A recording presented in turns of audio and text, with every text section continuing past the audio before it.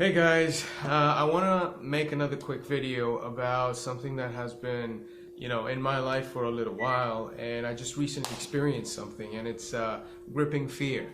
It's how to overcome fear. What happens when you're stuck in a situation where something out of your control has happened, and you all of a sudden find yourself in this overwhelming fear that kind of takes over everything. So I want to speak a little bit about that fear, and I want to share a personal story about where that fear might be coming from for myself.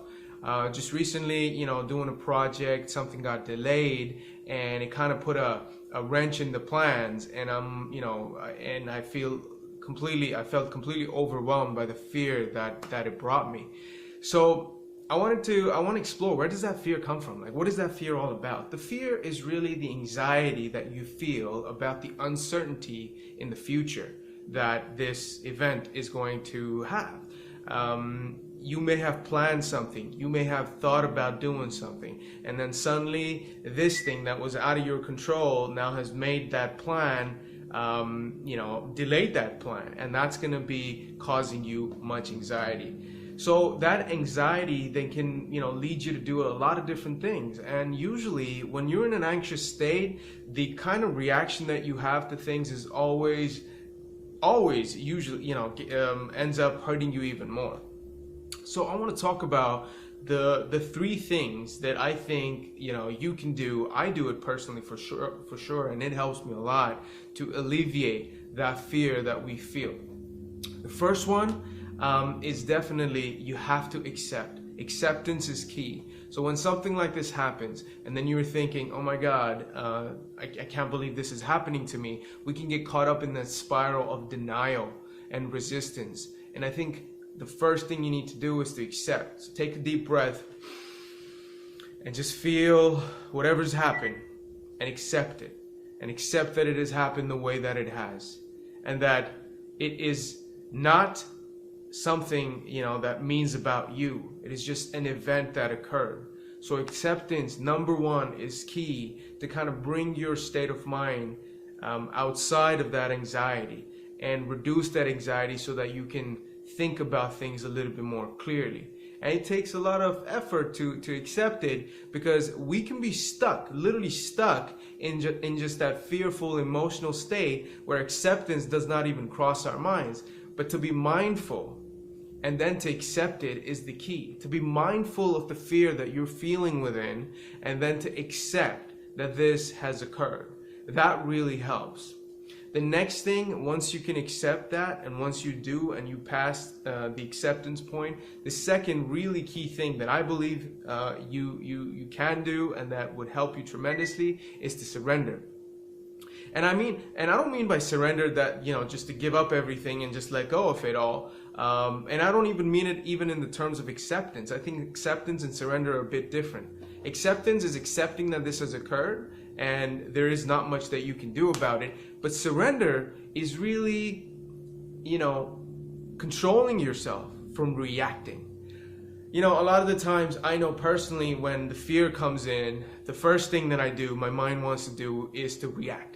And by reacting, I mean plan for the next thing, or do something that would, alleviate that anxiety. Something that I can do right now that will help me not feel anxious. And all this is happening very subconsciously, so it's not something that I'm considering in my mind doing. It's just that automatic wheel in my head is turning to get me to a place of less anxiety. And that is the reaction that we can all fall into. Just do, so that, we can get out of that anxiety quick. I mean, for example, I'll give you, if something got delayed in a project, the one thing that you do to react to it would be to go back straight to work, or go back straight to that project and try to figure out what you can do right now to kind of make up for that time that you have lost, perhaps. I mean, that's the one thing. And most of the time, that is not very helpful, because we've just taken the anxiety that we've been feeling about that situation, and then to alleviate that, we've just put action on top of that, instead of like looking at the problem,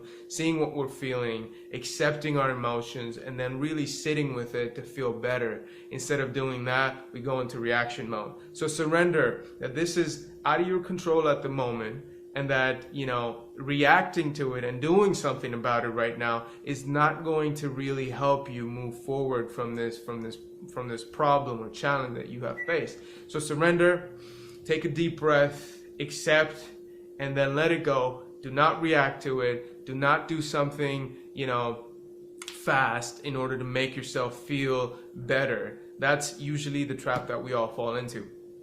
And I think the last thing, you know, the third thing that is very important in my opinion to do is apply the growth mindset.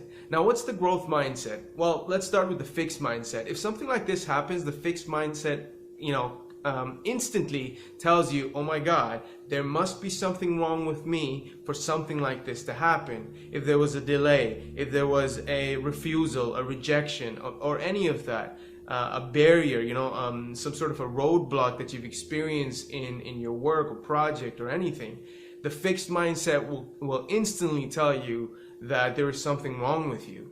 And I think to be conscious of that, to be mindful of that, and then applying the growth mindset at this place, at this time, is what's going to strengthen that growth mindset muscle in your mind.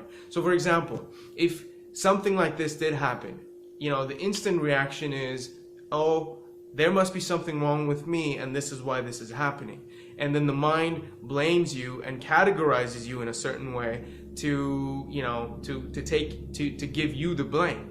Now, the growth mindset would say, hey, wait a minute. If something like this has happened, there must be an opportunity in this. For example, if a project, you know, just recently, one of my projects got delayed because the client was not in town and they had to wait another week to kind of put things in front of them. And I'm thinking, you know, I kind of blew it.